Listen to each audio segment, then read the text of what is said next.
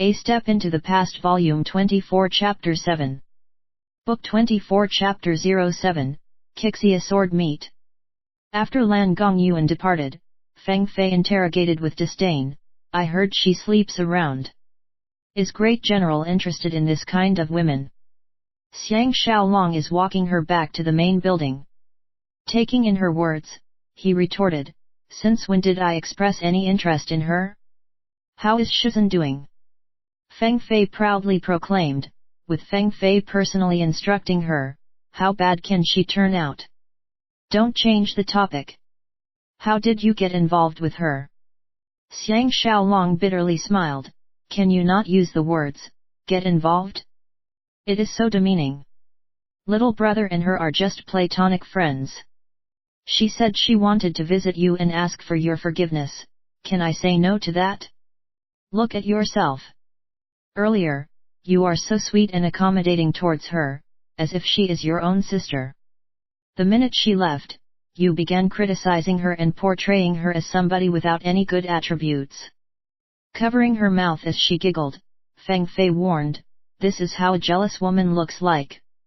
Since you chose to ignore me, I would not allow you to pay any attention to other women.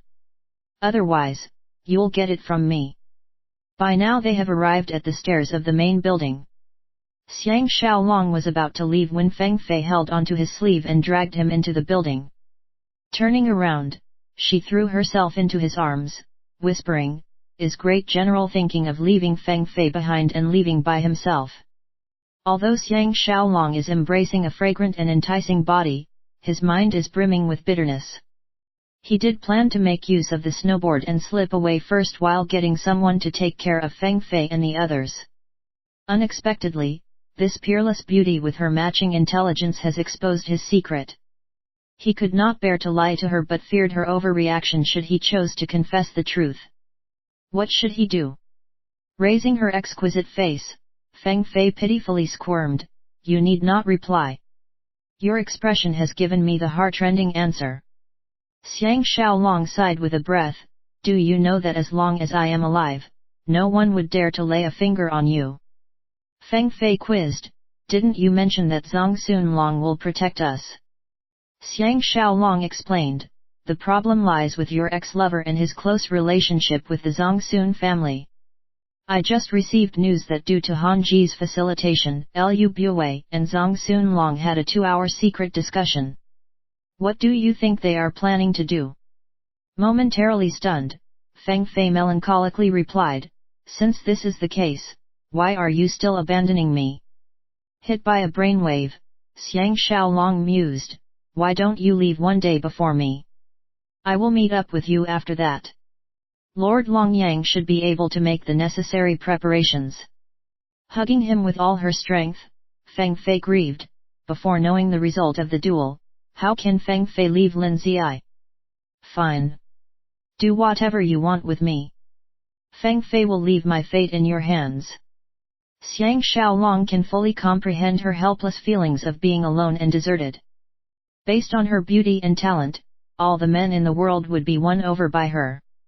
Maybe heaven is jealous of her accomplishments, letting her fall in love with a scoundrel and crossing paths with himself who is unwilling to fall in love with her, eventually breaking her heart into pieces. Comforting her to the best of his abilities, Xiang Xiaolong finally left for his own room after Feng Fei has recomposed herself. He had barely rested when Zhang Xunhua came to look for him. Seating themselves in the eastern chamber, Zhang Xunhua started, does Great General know that Liu Buwei paid us a visit? Xiang Xiaolong deduced that he has held a discussion with his father and advisors, deciding that Liu Buwei cannot be trusted and is trying to salvage the situation with him. He naturally would not bring Guo Kai, Li Yuan, or the others into the picture. Xiang Xiaolong smiled, even if I did not see it personally, I could easily imagine it. What other new tricks can Liu Buwei come up with? Moreover, Han Ji is your martial brother. Oh yes. What is the relationship between the two of you? Faced with Xiang Xiaolong's abrupt interrogation about his Achilles heel, Zhang Xunhua freaked out on the spot. He stammered, our relationship is not clearly defined but we are definitely acquainted. Xiang Xiaolong openly declared, compared to Lu Bue, Han Ji should be more eager to kill me. This is because Lu Bue assumes that he has a trump card that would cause my complete downfall. Han Ji should be insanely jealous of me, and an insane man would act without thinking twice about the consequences. Zhang Sun Suanhua is no fool, and he already guessed that Feng Fei's lover is Han Ji, otherwise, why would he be so familiar with Feng Fei's activities? His face losing color, he lowered his head to conceal it. As he stared at the floor, he probed with a deep voice, "Has Great General decided on your departure date?" Xiang Xiaolong is highly amused, knowing that through his intricate scheming, he has caused both father and son to lose their bearings. He somberly remarked, "After careful consideration, I would officially bid farewell to your great king and second prince. At the same time, I would request for soldiers to protect me and openly parade back to Qin. It is way better than sneaking around and becoming a lightning rod for rumors." Zhang Sun Suanhua nodded. Suanhua fully agrees. Great General can seek official Xie's assistance in relaying the message. I guarantee that everything will be well arranged. With these sentences, Xiang Xiaolong knows that Zhang Sunlong father and son would not dare to participate in any more anti-Xiang Xiaolong schemes after weighing the pros and cons. If Xiang Xiaolong is sent home by key official escort, both Li Yuan's team and Lu Bue's team would lack the grounds to instigate Zhang Sunlong father and son to assassinate him. Nevertheless, this is not an ideal outcome. The king of Qi cannot afford to dispatch an army to escort him. Moreover, there may be spies within the escort team. With these unknown factors, it would be a miracle if he can travel safely through Chu and the three states. The Qi escorts would not serve him wholeheartedly. If they run into trouble, they would scatter like mice. But in Feng Fei's case, this would be an excellent arrangement. He made a mental note to approach Tianjian about this. Hopefully, this would relieve him of this pressing issue. Zhang Sun Suanhua frowned. "Min Tingzhong came to see me earlier, saying that Great General has agreed to participate in the sword meet tomorrow. I have been doing my best to reject these meaningless appointments. Why did Great General give him your consent?" Xiang Xiaolong refuted, "I did not give him my consent. I only gave a perfunctory reply, saying that I will think about it." Zhang Sun Suanhua was incensed. This fellow is getting out of hand and even dared to overstep his boundaries. I must teach him a lesson. Xiang Xiaolong assured, "Relax. There is no reason for me to go too." Zhang Sun Suanhua swore, "Actually, there is no harm going. Whoever dares to cross Great General's path would have to deal with me first. Suanhua will warn all those frog-in-the-well fellows that whoever is upset with Great General, it is as good as being upset with me." Zhang Sun Suanhua. Xiang Xiaolong knows that he is trying to make up for his earlier mistake by flattering himself. He casually dismissed, "Let's see what happens tomorrow." Zhang Sun Suanhua suggested, "Tonight." Xiang Xiaolong interrupted him, "It is not appropriate for me to indulge in night activities. Otherwise, I would lack the vitality to deal with Grandmaster Cao's saintly sword." Zhang Sun Suanhua can detect that Xiang Xiaolong is no longer as friendly and trusting as before, recognizing that Lu Bue's issue has cast a shadow over their relationship. Stuck without a choice, he left dejectedly. After carefully studying his options, Xiang Xiaolong sent a messenger to invite Xie Ziwan over. He went straight to the point, "Little brother has something that requires brother Xie's assistance." Xie Ziwan was overjoyed, "You can count on me. Brother Xiang can speak without reservations." Xiang Xiaolong honestly explained the whole scenario, as he is concerned that any misunderstandings would result in unnecessary troubles. The only thing he held back was Zhang Sunlong father and son ganging up with Li Yuan and company. He only hinted that the people of Chu and the three states are not reliable, for they are secretly planning to increase the hostility between Qin and Qi. Exhaling a breath of cold air at the end of his lecture, Xie Ziwan was disappointed. Doesn't Zhang Sunlong understand the intentions of the great king and second prince? Even a fool can tell that Lu Bue would have a terrible ending. Xiang Xiaolong reminded, on the surface, you must pretend that everything is normal. Privately, please inform second prince that I may leave without saying goodbye and beseech him to take care of Feng Fei, Dong Shuzhen, and the others. Patting his chest, Xie Ziwan agreed, you can count on little brother. After brother Xiang's departure, I will advise second prince to offer them temporary residence within the palace. Once everything has died down, I would send them over to Xianyang.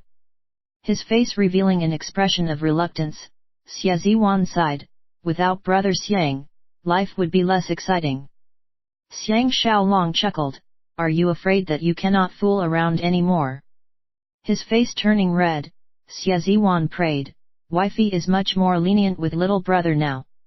It would be wonderful if she can maintain this attitude even after the departure of brother Xiang. Several jokes and conversations later, Xie Ziwan took his leave. Next, Xiang Xiaolong looked for Dong Shuzhen. After giving her the necessary instructions, the eyes of Dong Shuzhen began to turn red. In a flustered tone, she wailed, right now, we are so worried about your duel with Cao Quidao 2 nights later. Xiang Xiaolong can understand where she is coming from, as he seems to be reading out his will through the instructions that he gave her. By planning all their future activities, it sounded inauspicious. Luckily, he is confident that he would survive the duel with Cao Quidao. With a smile, he consoled her, everyone would have to face different challenges in life.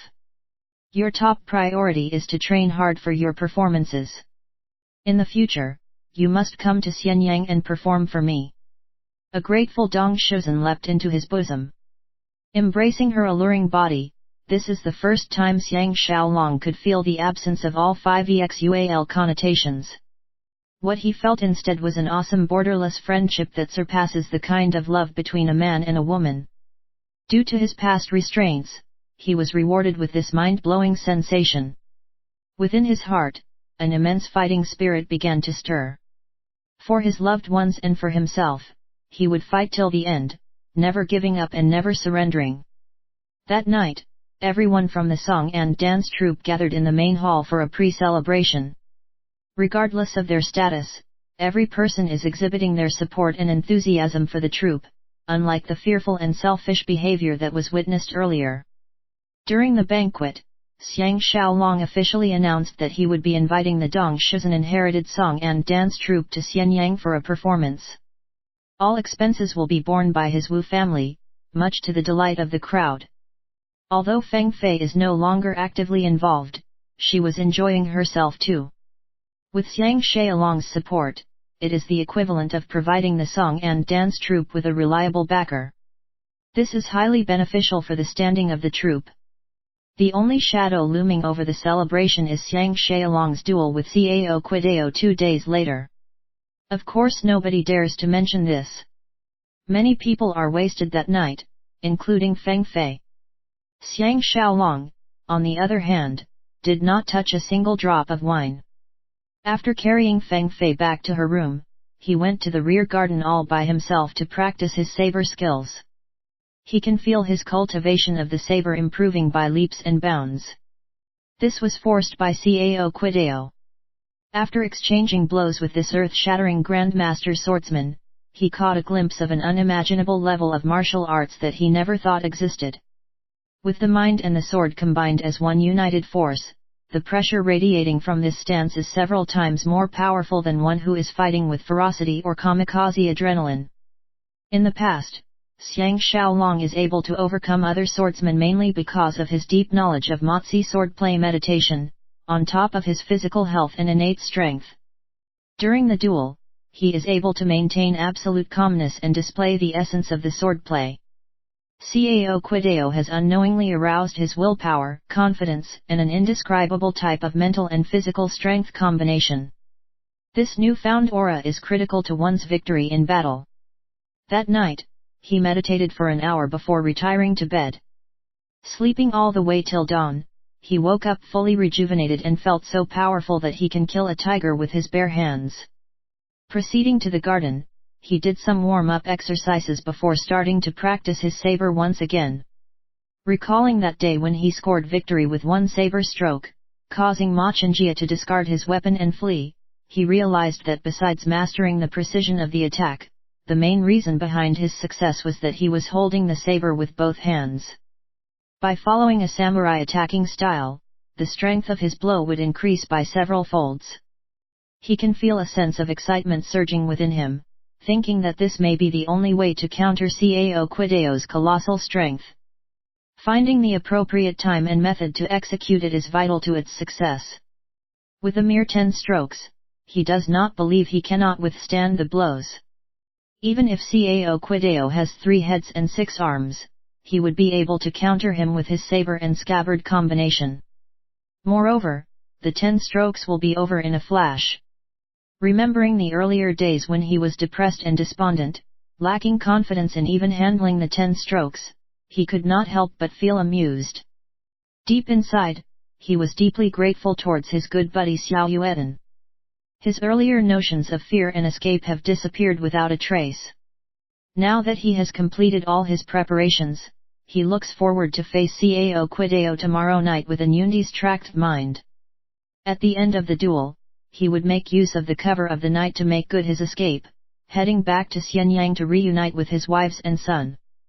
With this formidable foe exerting pressure on him, Xiang Xiaolong can literally feel himself unleashing his hidden potential as he practices his moves. With every strike, he can experience himself reaching another peak in his mind. It was a surreal sensation that he had never encountered before. Out of the blue, he felt as if he is in the center of a massacre. As his men collapsed one by one around him, followed by Zhou Yang tragically dying in front of his eyes and King Eagle attacking the enemy to avenge its master, his mind was crammed with feelings of grief and anger. Recalling his friends who had betrayed or abandoned him due to differences in loyalty, he came to the conclusion that while all things may change, the 100 battle saber in his hand would forever serve as a trusty companion. He released a weak slash. Time seemed to have stopped still. Shan Ro's voice sounded from his back, "I'm not fighting you today. You are becoming more and more powerful." Returning the saber back into the scabbard, Xiang Xiaolong came to Shan Ro's side, jesting, "I thought elder sister Ro does not know the meaning of fear." Shan Ro elbowed an area near his waist, causing him to cry out in pain. She cursed, "To he with your nonsense." Outside the villa, Minting Zhang and the others are awaiting your esteemed arrival, ready to escort you to Qixia College to attend the sword meet. If not for them, I would have kicked you all the way back to Xianyang. Rubbing the painful bruise, Xiang Xiaolong pleaded, "I have to trouble you to tell them that I am planning to stay indoors today, conserving my energy." Shan Ro interrupted him, "You are not allowed to back out.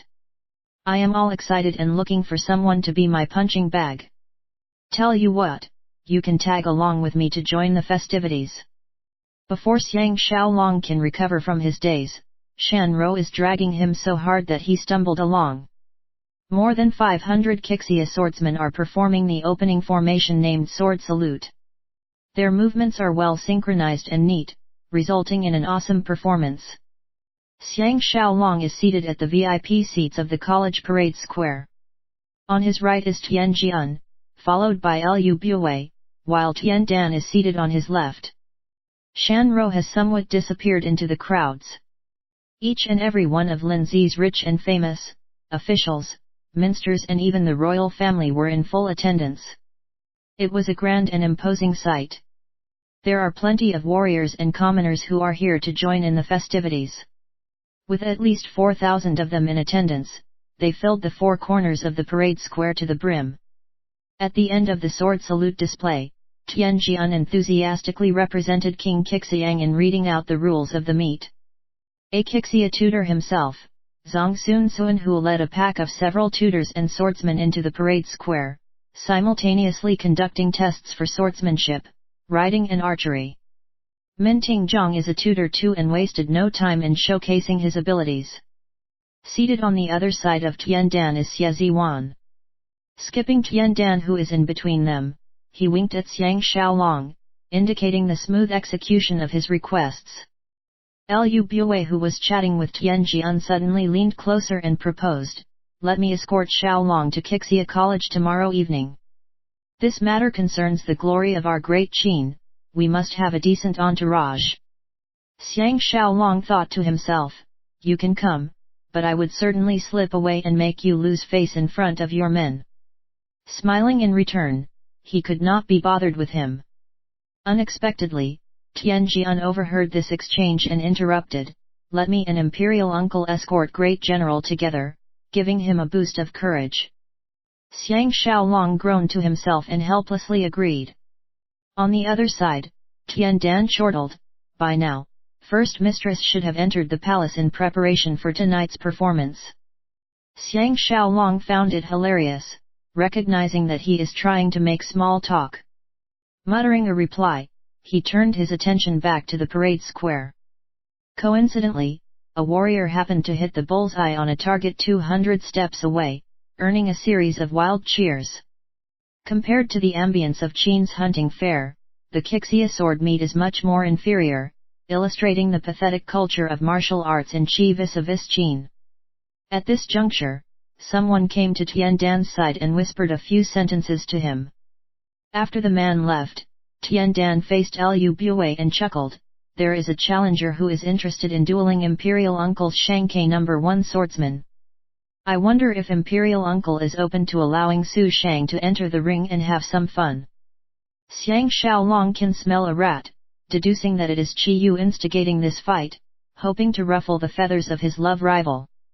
After getting to know soft-boned beauty better, he is conscious that regardless of Qi Yu or Su Shang, they would definitely end up with a huge disappointment if they thought that she would fall in love with them. Nonetheless, Su Shang is an expert swordsman, almost as good as Guan Zongzi. Even if it was Zongsun Suanhua or Minting Zhang taking the fight, they may not be able to overcome him. Momentarily stunned, Lu Bue quizzed, "With our super swordsman Great General here, why would the people of Qixia want to go for anyone else?"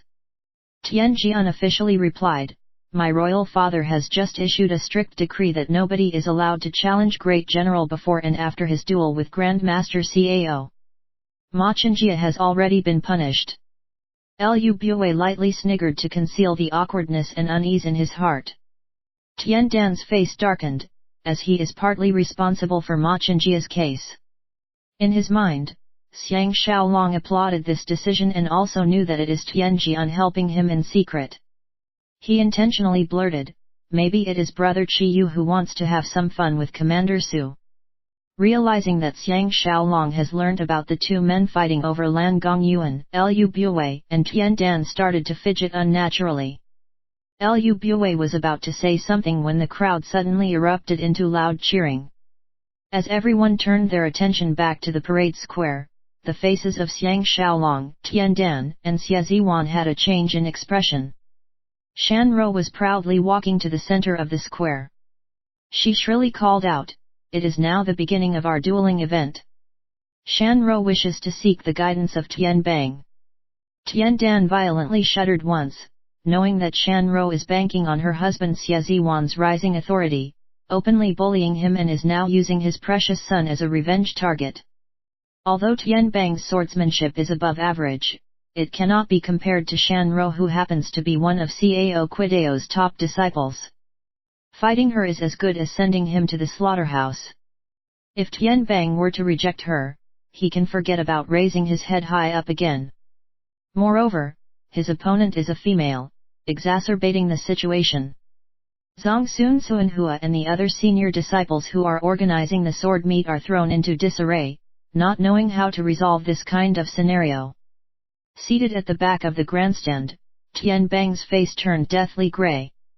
If the challenger was an ordinary Qixia swordsman, he could send a representative. But his opponent this time happens to be the prestigious Madame Xia, who asked specifically for him. By hook or by crook, he has to take her on in person. Tianjian guffawed, "Madame Ro is even braver than some of our men." With this comment from him, no one would dare to voice any objection. Tian Bang was about to stand up, but Dan Chu, who was seated beside him, held him back. Standing up himself, he icily grunted, Since Madame Ro is in such high spirits, why don't Dan Chu have a go first? This time round, it was Xie Ziwan and Xiang Xiaolong who flinched. After all, Shan Ro has given birth to 2 kids and her physical stamina is a far cry from before. Against a master swordsman like Dan Chu, she may bear the brunt of the fight.